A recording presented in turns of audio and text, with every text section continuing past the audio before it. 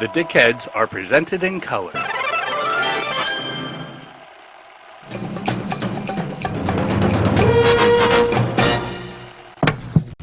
Hey Dickheads! Like a pig laser beam of truth beaming straight from the North Park Holiday Edition Book Fair.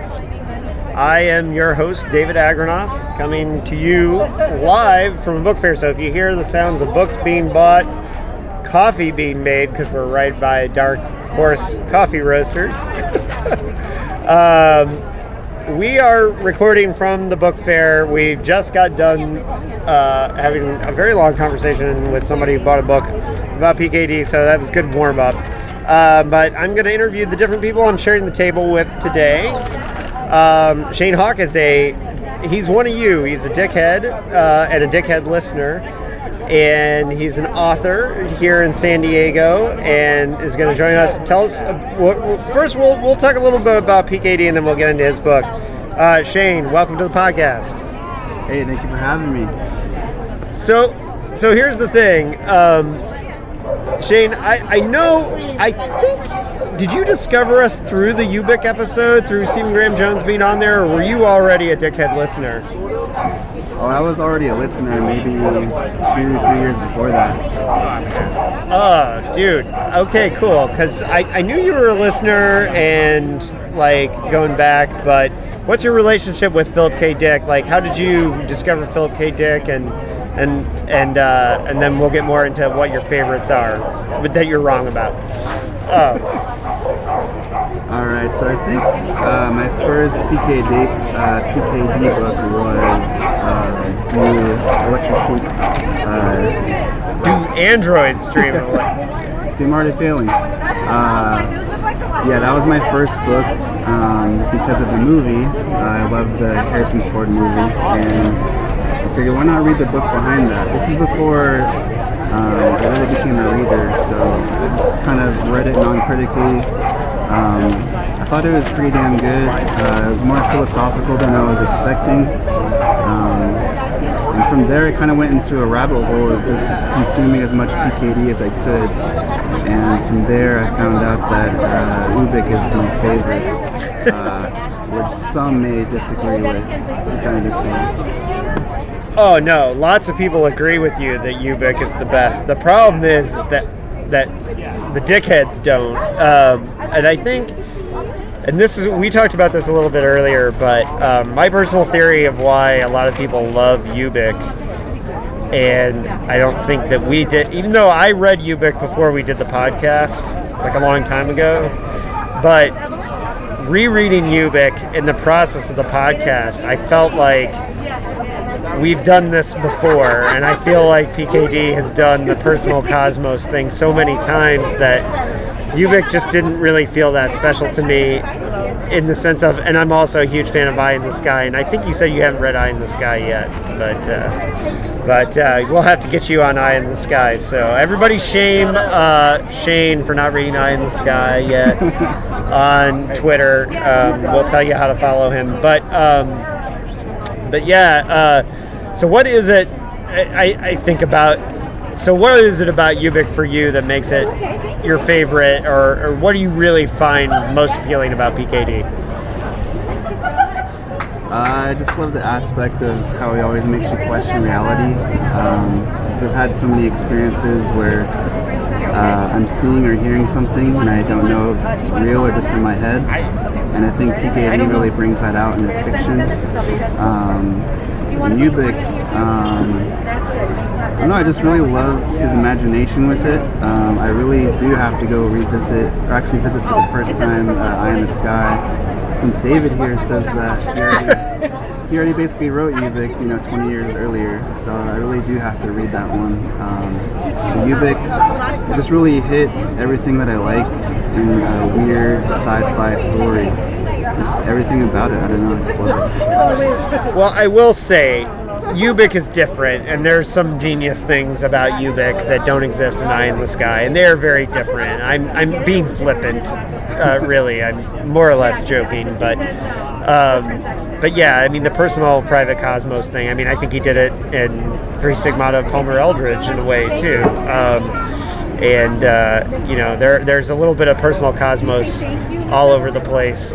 Maze of Death, for example, too. So I love that one too. yeah, so we've seen it in other places, and so that's just my thing about Ubik is I feel like if you read Ubik on your own, it's going to seem mind-bending and crazy, but if you read it in the canon, as it were, It's less impressive. it's less impressive in that way. Not that it's not impressive. I'm not talking shit. So, but yeah. So tell people who you are and your journey and what you're doing writing wise.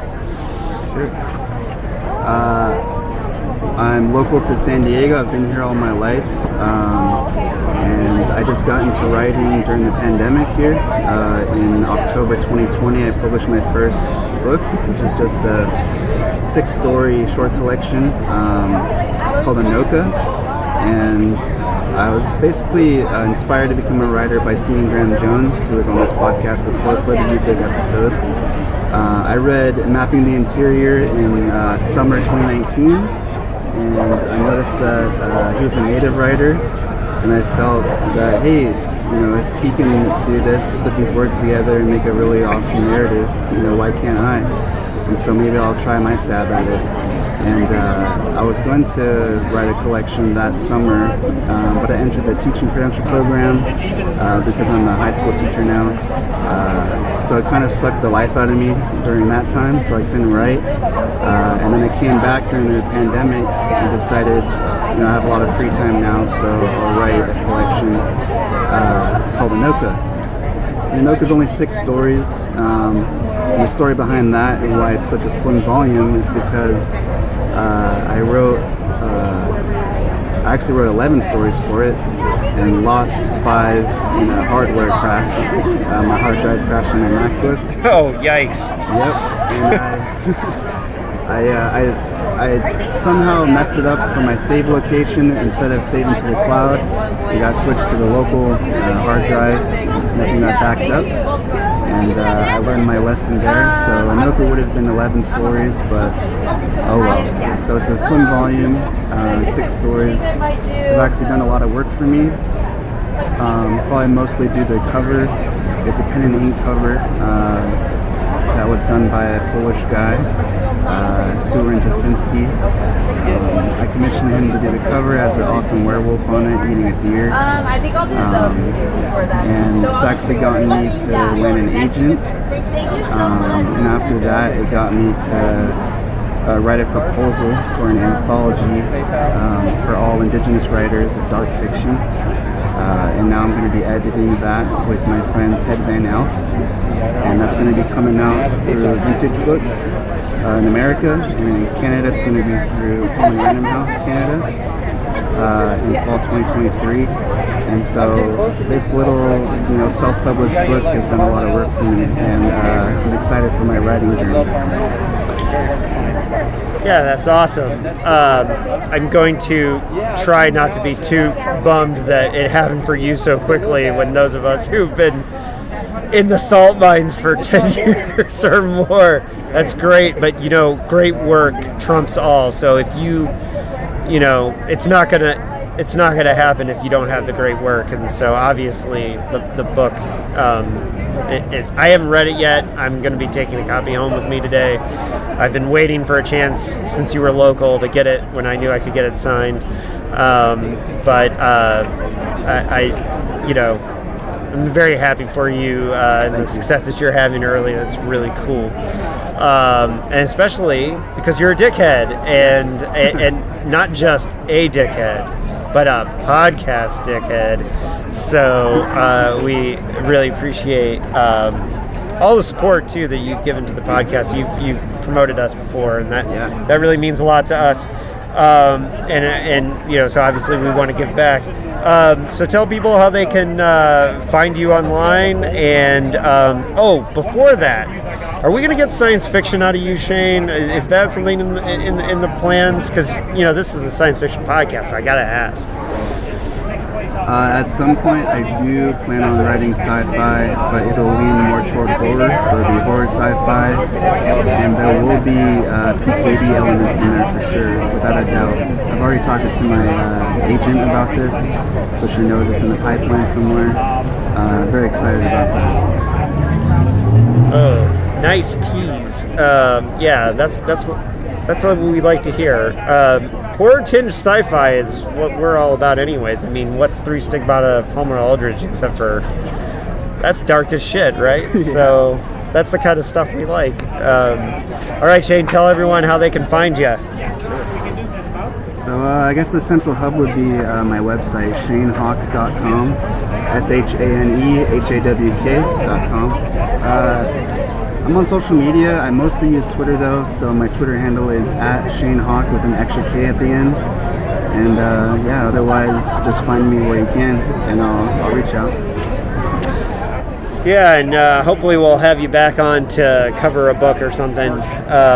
We're running out of books though. We're getting towards the end, so maybe a short story, but those are going to be fun too, because we're going to be doing more of those after the novels end. So, all right, Shane, it was really great having you on the podcast. We're going to bring somebody else up, but go back to selling books.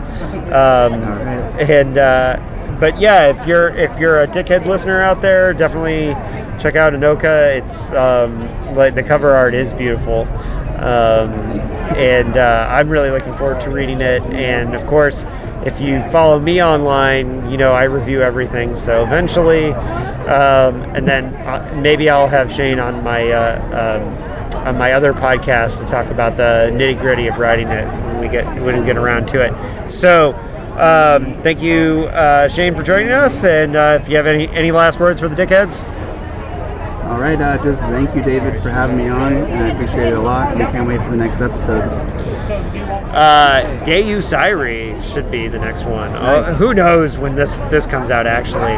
Deus Irae is the next one coming out as of recording. So, yeah, soon. All right, thanks for coming on the show, and we'll have somebody else coming up next.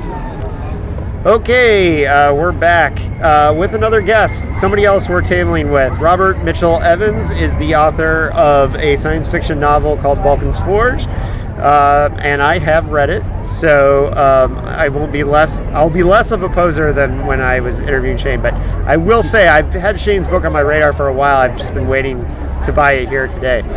But Bob's book is from Flame Tree, correct? Correct. Yes, and it came out right at the beginning of the pandemic. But give the folks a little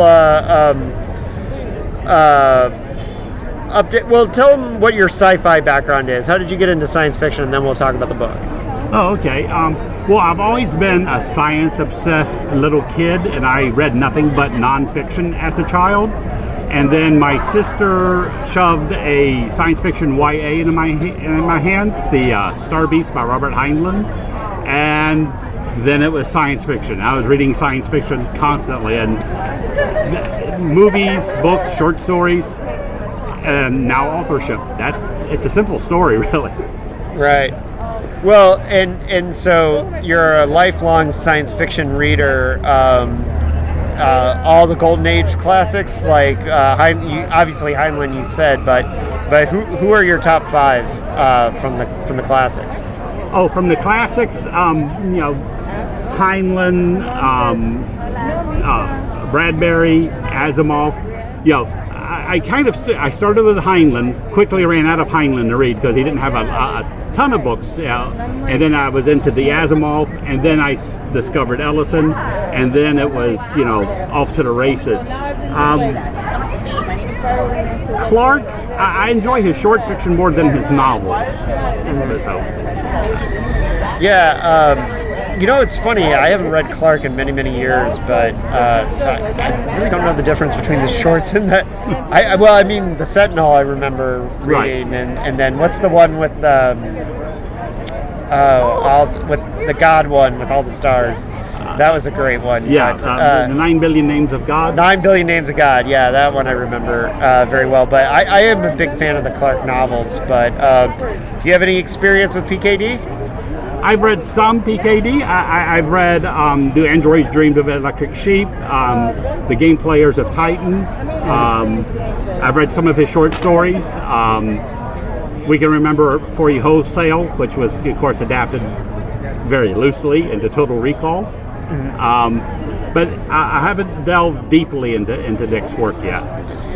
Oh man, we got to get you going. Well, listeners, you can hit up Bob on social media when he tells you where to find you, and then you guys can all tell him what you think you should read. I don't know if you should go to the best right away with Three Stigmata of Palmer Eldridge, but it might be the one. But we got to get you reading more PKD. All right, so tell people about your book, Vulcan's Forge. It's very influenced by your love of noir films, and what I will say about the novel is that it has a very old school feel. It feels like a lost novel from the Golden Age. So that's like a really fun thing about it. So tell people about the influence, because the noir films is everything. You're a big film nerd, right? Oh, I am definitely a film nerd. My earliest memory of life is of watching a movie. So, that predates science fiction and predates, books and literature. So Vulcan's Forge is a science fiction noir. And noir is a very broad category. Most people, when they think of noir, they think of the hard-boiled private eye stories with the voiceover. Watterson did great parody of it in Calvin and Hobbes, and Calvin would do his black and white noir. But with Vulcan's Forge, I wanted to go a different route, because I really love the noir stories about non-investigators, people who aren't involved in crime as a profession, but who get wrapped up into it anyway. Because they give it to their weaknesses. They can't resist the temptation. And so Vulcan's Forge is about a man who lives in a off-world colony that is infatuated with mid-20th century Americana. But his tastes run contrary to the culture. And so he is sucked into the criminal element side of the colony he didn't know existed, and then uncovers an even vaster conspiracy behind that.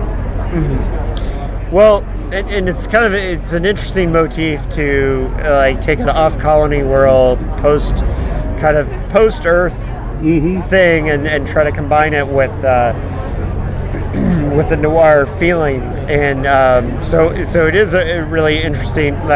Now I admit, me personally, I was very interested in how they got there, which is not the story you're telling.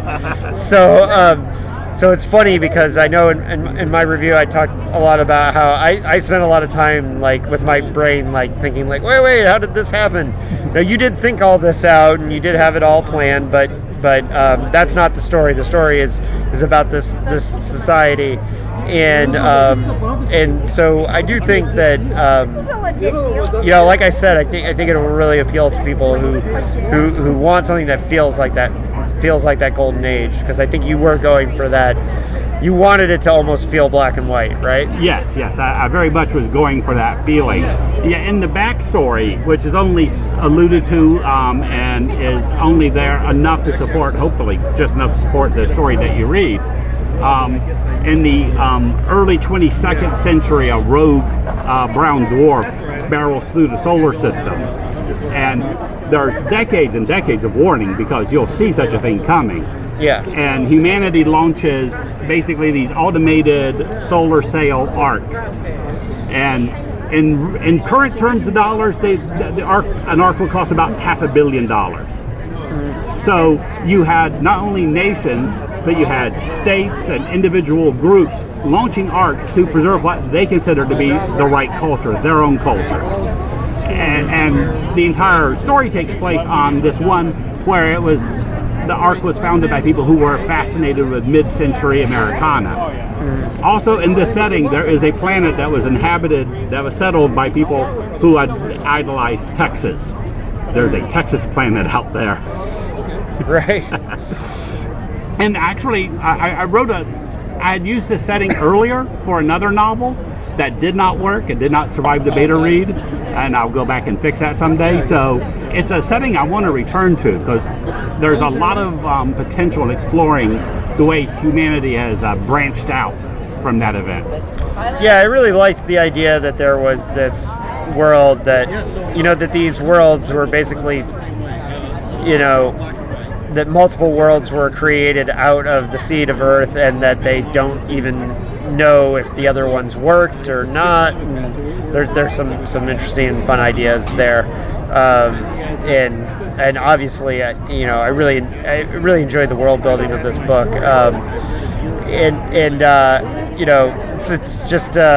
It's really cool. Like, I know you said that this is one that when you submitted it, you didn't expect to get it accepted because you thought that it was a little bit too weird and for you.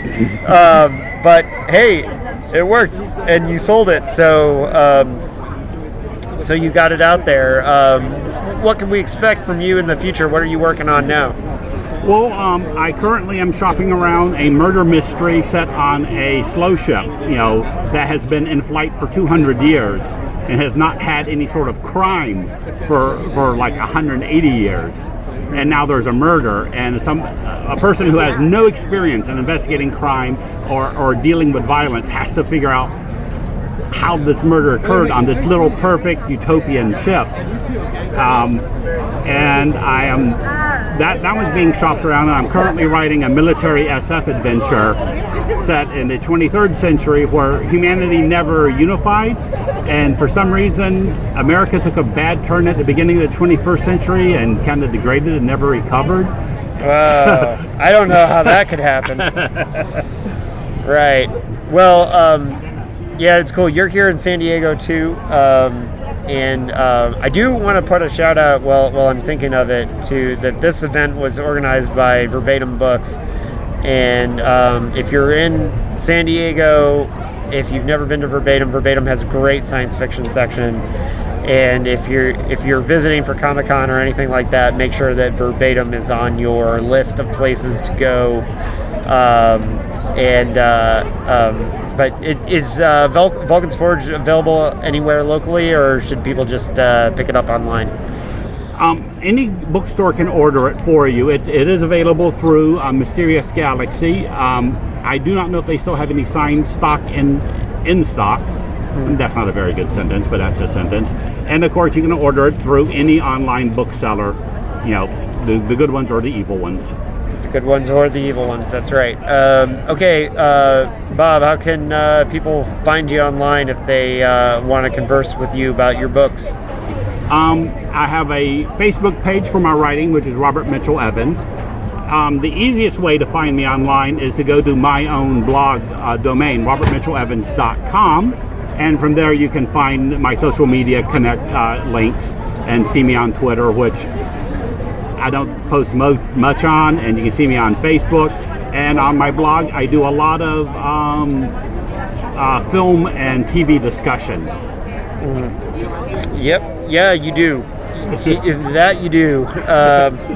So yeah, Bob is somebody who I've known around San Diego for a couple years at different conventions and things, especially Horrible Imaginings Film Fest and all that. So was really happy to see your success and really glad we could share the table today. Yeah, and you should get back to selling books, because the longer you're sitting here talking to me, you are not selling books. So, but thank you for joining the Dickheads podcast, and let's get you reading some more PKD in the future. We'll be happy to, and thank you for inviting me onto the podcast. All right, thanks, Bob. All right, joining me on the Dickheads podcast, somebody who is a returning guest because he was on our Judith Merrill podcast. Gideon Marcus is here to represent, however, today. You are here selling books for Journey Press, but also you can tell the folks a little bit more about Galactic Journey if they're unfamiliar. Tell people what you do, science fiction related. I like your shirt. So I live up in Vista, which is about 40 miles north of this lovely North Park Village holiday fair. It's wonderful here. We're meeting all sorts of cool people. So we're here in our capacity running Journey Press at journeypress.com. We sell unusual and diverse science fiction.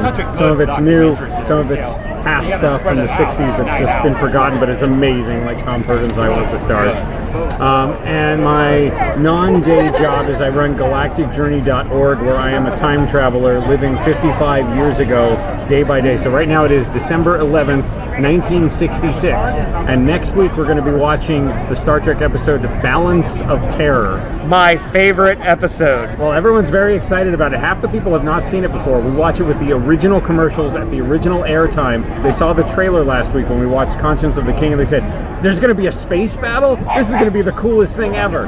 So now, are you watching the original effects then? Oh, yeah. Okay, yeah. We are very, very hardcore in our immersion in 1966. And everyone can join us, by the way. Either they come to our house if they're vaccinated and want free dinner, or they can watch it with us on Discord, East Coast time and Pacific time.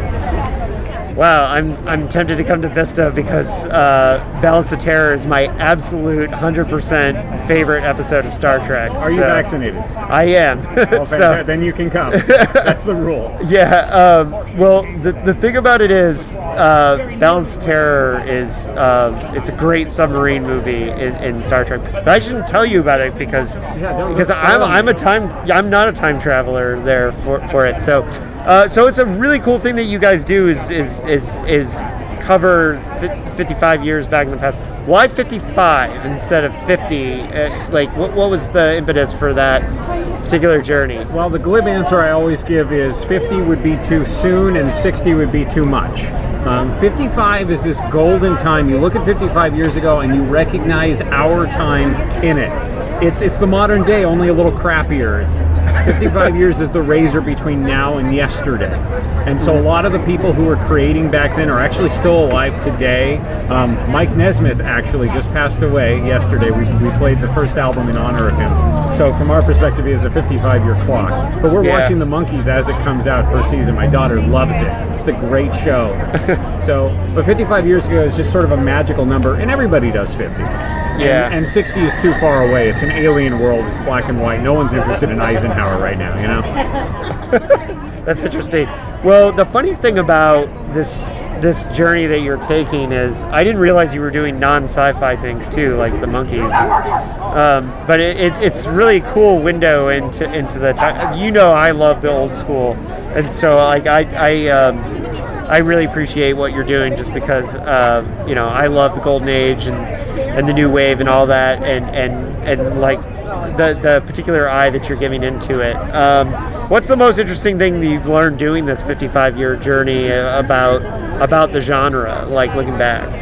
So I think one of the coolest things is, and we saw this from day one, is the involvement of women. So we cover science fiction as it comes out, all the magazines, all the books. We've got about 20 people all over the world covering everything we possibly can. And we also cover the space race as it happens. So right now the Gemini program just ended. And women have been a vital part of it. Not enough. Women write about 10% of what gets published at the time, but 25% of what's worth reading. So everyone remembers Ursula K. Le Guin and Anne McCaffrey and Octavia Butler and Joanna Russ, maybe Andre Norton.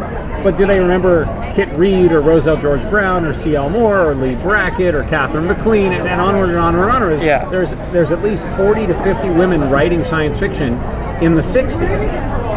And right around now is a really exciting time because partly because of Star Trek, partly because of second wave of feminism, we're going to get a huge explosion of women into the genre. And also in the space race.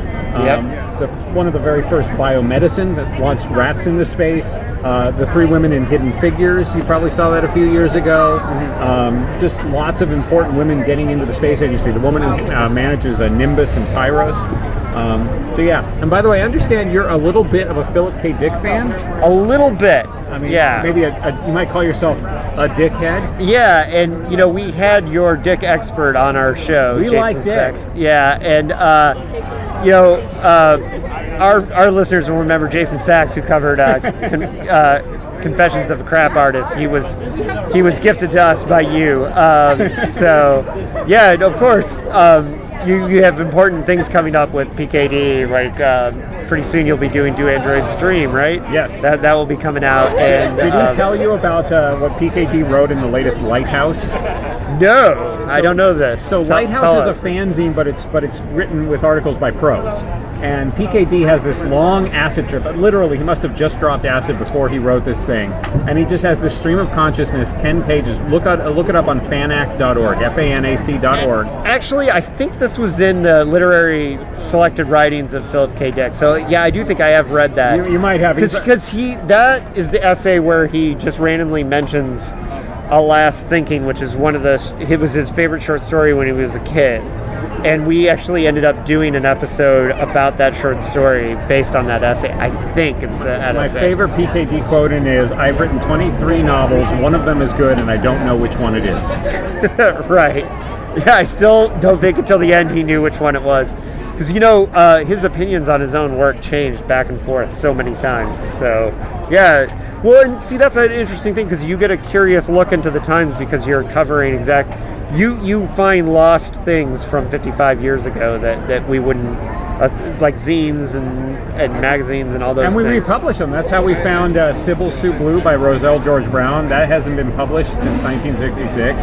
And I Want the Stars by Tom Purdom, not since 1964. And our Rediscovery series. We're coming out with a new one next year that's going to cover 1953 to 57. Wow, that's really cool. And I think that rediscovery stuff that you're doing is such an important part. And as somebody who's a New Age and Golden Era fan, I really appreciate it. You do that. So how can people find Galactic Journey and follow what you're doing and find your press, and support your work? So if you go to galacticjourney.org, all one word, that's how you get to the Time Machine website, and there'll be instructions there on how to watch Star Trek with us too, because anybody can join us, Pacific or East Coast. And then our press is journeypress.com. We've got 7 books out right now. We're going to have 11 by the end of next year. So it's been a lot of fun, and we're really grateful to David here because he is the reason we are at the North Park Village Book Fair today. Yeah, I wanted you guys here because I think the work that you do is important. So, yeah, and I'm familiar with Gideon's work thanks to Lisa Yazik. So, Lisa. Even though we are local to each other, Lisa was the one that was like, "Hey, you should know Gideon and know what he's doing." For the first time. Oh, you did? Oh, yeah, because you went out to Georgia. Tell us about that. That's cool. So I got invited out to Georgia Tech to do a talk called What Science Fiction Got Wrong and Right and How You Make the Future. And it was basically all these doomsday predictions from the mid-20th century, none of which came true for the most part, and why, and how we are the reason they didn't happen, and how we have agency to make the future a better place. Well, science fiction plays a role in them not happening because people talk Correct. about it. Right? Science fiction is both cautionary and aspirational, and if not for science fiction, people would have less an idea what they want. Well, and one of my favorite science fiction novels of all time is, of course, Stand on Zanzibar, which Has not come out yet, so don't spoil it for me. Yes, I won't spoil it for you, but what frustrates me is when people say, well, it didn't exactly come true the way he said it would, and I was like, well, that's because he made a warning, right? In part, and I think, especially with with Asimov with Caves of Steel, which I know you have read, yes. Probably because it has come out. Janice is a huge fan of Isaac Asimov's mysteries. Yeah, well, she and I should talk because I love those books Take her too. after me. Yeah, we'll do that. And then, so one of the things about those books is that when people say well, the population didn't explode exactly like he said, I'm like, no, but it has in different ways, and it's not that far off. And since we're having a climate crisis, I don't think we can poo-poo Asimov for saying that it might be a problem. Right. In 1958. Yeah, I mean, and I think we have to, be really, look and see what these authors got right more than nitpicking what they got wrong. And it's also not the job of science fiction writers to get everything right. Science fiction writer's job is to write an interesting story that you like. Exactly. Everything else is secondary. All right, so we'll get Janice over here and get you back to selling books, but at the same time, Gideon, I just really appreciate the work that you do with Galactic Journey. I kind of pop in and out and read little things that you do. I really have been enjoying your coverage of the space race lately, because I'm a space nerd as well, and I had a situation the other day at work when we were at the Air and Space Museum where a coworker won a bet because out of nowhere she was like, "Hey David, who are the Mercury astronauts?" And when I named them, she won a bet. Yeah. And I was like, so I enjoy your coverage of the space race, and I think it's great. And some of your Star Trek stuff has been really good too. And I just really appreciate the work that you're doing. So again, tell people where they can find you one more time. galacticjourney.org for the Time Machine and journeypress.com for our books. Every book you buy gives us a little more money. So please buy as many books as you can. And they're also really good. Yeah, you got some quality work over there. So thanks for joining us on Dickheads, and we'll get Janice over here next. Thank you for your patience. Alrighty, joining me on the podcast is another galactic person on the galactic journey. Janice L. Newman is part of the same 55-year time travel journey with her husband Gideon. But you are a writer and a creator yourself. Tell the folks who you are and how you got into science fiction. My name is Janice L. Newman, and I think my gateway science fiction was I, Robot. I found I, Robot by Isaac Asimov in my middle school library when I was in about 7th grade. And up to that point, I'd read a lot of sort of young fantasy stories, courtesy of my mom, who gave me books like the Edgar Eager stories, Half Magic, and things like that. Things by Elizabeth Enright about kids who had adventures and mysteries. But I had never really gotten into my father's collection of science fiction. And I found this book in my library, and I sat down and started reading it, and I was just very impressed with it. And it started a lifelong love of science fiction. Right, and it's really cool too, because as writers, we can call upon these things that we read when we were really, really young, and we can pull from these influences, and it's really cool to always go back. Well, what's really cool about the journey you guys are taking is that you're reliving these things that are even before our time, right? And getting to kind of experience the science fiction scene as it was 55 years ago, which is really cool. But specifically for you, who are probably the top authors that, I mean, obviously Asimov, you said Asimov. Who are your go-tos when you read science fiction? Oh man, that's a tough question. There's just so many good ones. Another one I like a lot is Anne McCaffrey. I loved Dragon Song, Dragon Singer when I was growing up. Let's see. A lot of the ones we've republished in Rediscovery, I hadn't known about them before, but like Pauline Ashwell, I really, really enjoyed the novella that we included in Rediscovery so much, Unwillingly to School. In fact, so much so that I was the one who wrote the introduction for it. And that was just a delight. Her work has been consistently excellent. So rediscovering her has been a real treat. I've read definitely a lot of the big names, but there's just too many to even break down. There's so many good ones. Now, Gideon said that you're a big fan of the Asimov robot mystery novels. Those are my favorite Asimov novels. So they came up in conversation. But anyways, those are the ones that I really wish that when I saw Foundation on TV, I know not everyone was happy with it. I didn't dislike it. I'm a defender of the show, but I really, really want those Elijah Bailey novels. I really want to see them realized as a full noir. What are your feelings on those books? Well, those were some of the early ones that I read as well, because, as I said, I've been very into mystery novels, particularly, mid-century British cozies, and earlier Conan Doyle, Agatha Christie. So when I found out that Asimov, who I had just for the first time encountered and really liked his short stories, also wrote science fiction mysteries, I was kind of hooked. And Caves of Steel, I've always thought is a really great story. His androids are so interesting, and actually influenced a little bit one of the lead story of my new collection. Oh, that's a great segue, because that's where I was going next. So yeah, I think it would be wonderful to have a good realization of the books. I think it would make a wonderful series. Caves of Steel in particular has all kinds of great imagery to draw on. I mean, Robots of Dawn certainly, you know. Well, Naked Sun says so much about COVID and social distancing. And, I'll admit it's been years since I've read them, but I still remember them, and I remember them very fondly. I have recently reread Caves of Steel and Naked Sun, and I'm about to reread Robots of Dawn, so hopefully next year. But I got sideswiped on my attempt to read that trilogy by things.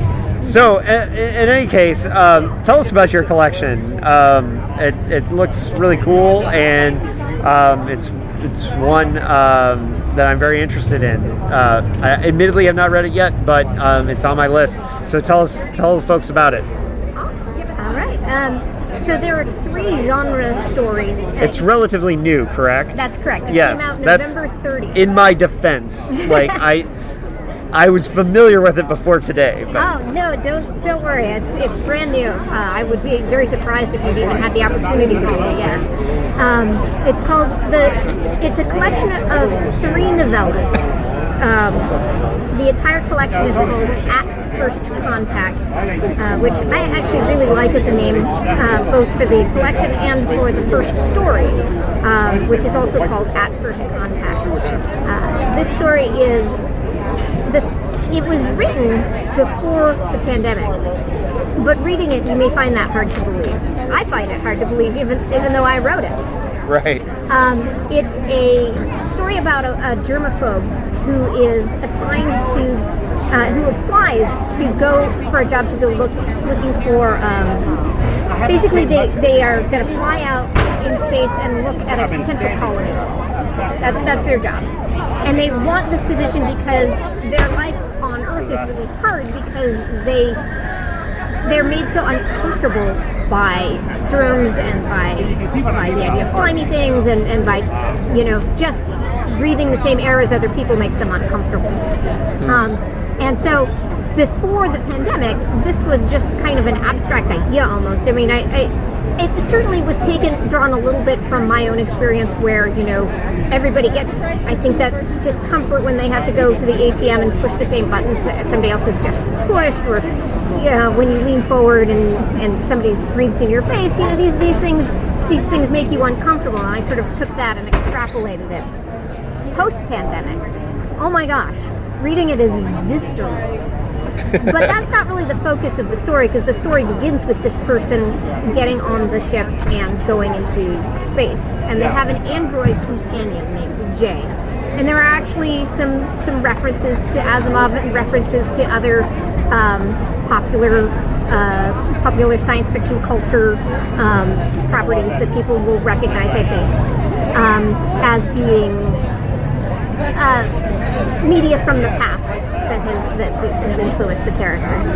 There are 2 other stories in the collection.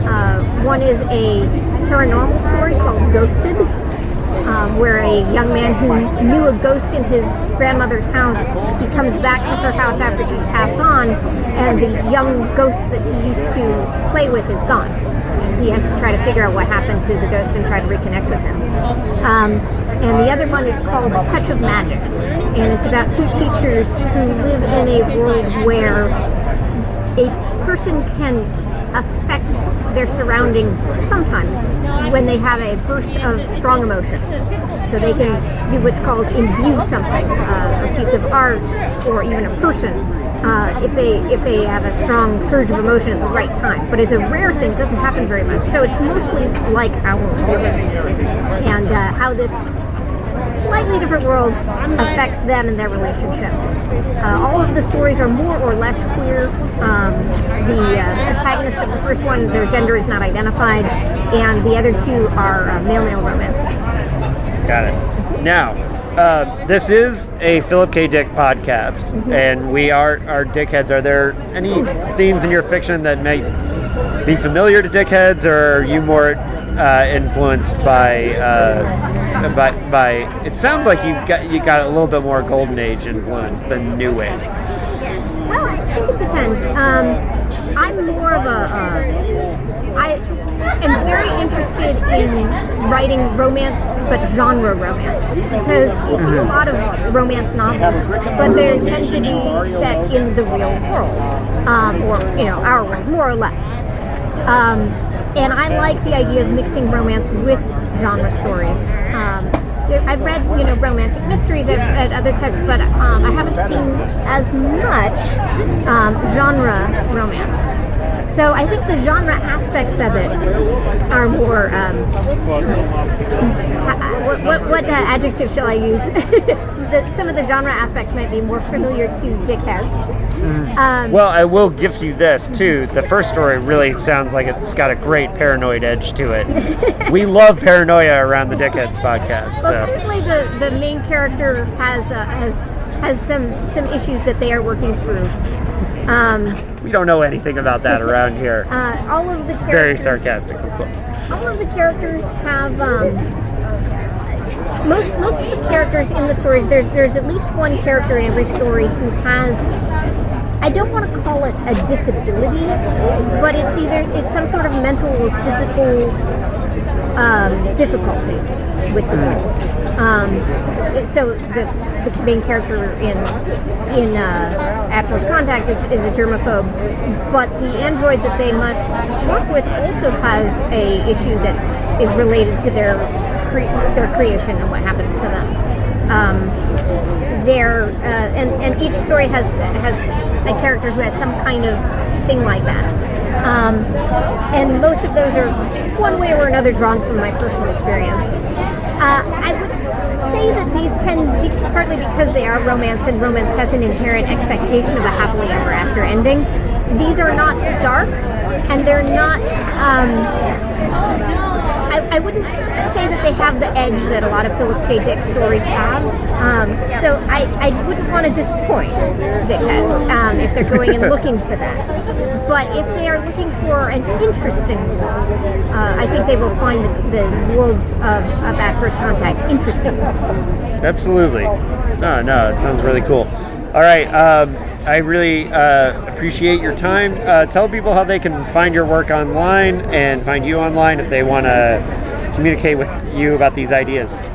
You can find my books at journeypress.com. That's just journeypress.com.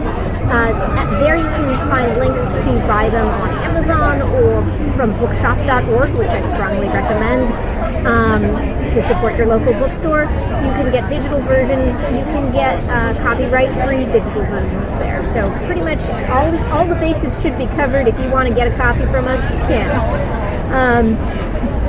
You can also find me on Twitter. My Twitter handle is pre-existed my writing career. It's KYRAX2.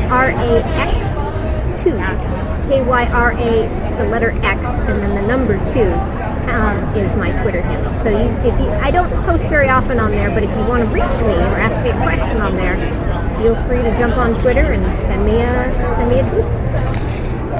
Well, thank you, Janice, for joining us, and I love all the work you guys do at Journey Press, and especially with Galactic Journey and the 55-year time travel mission is super rad, and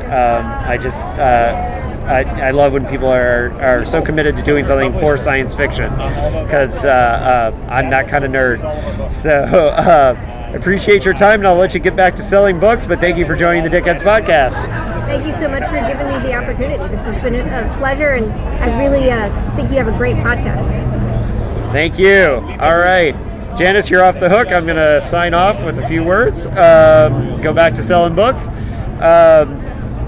So I just wanted to talk a little bit before I sign off about the North Park Holiday Book Fair, which is where we're at. This was organized by Verbatim Books. Verbatim Books is a bookstore in North Park in San Diego. They have excellent collection of old school science fiction, and it's just a great used bookstore. But they also have some rare PKD editions, so look them up if you're out there and you're looking for stuff. I know they had a pretty banging early edition of Man in the High Castle at one point. They had a first edition paperback of Full My Tears. They had a Panther edition of Full My Tears for a while, so they have lots of KD books. So, and of course, I'm David Agradoff. You can support me and my work. I've got a novel out there, Goddamn Killing Machines, and my Splatterpunk Award nominated book, Ring of Fire. Always could use support with the books too. So as I'm here selling books today, it's a good reminder for me to put that out there. So thank you for joining Dickheads again, and keep it paranoid. Stay paranoid.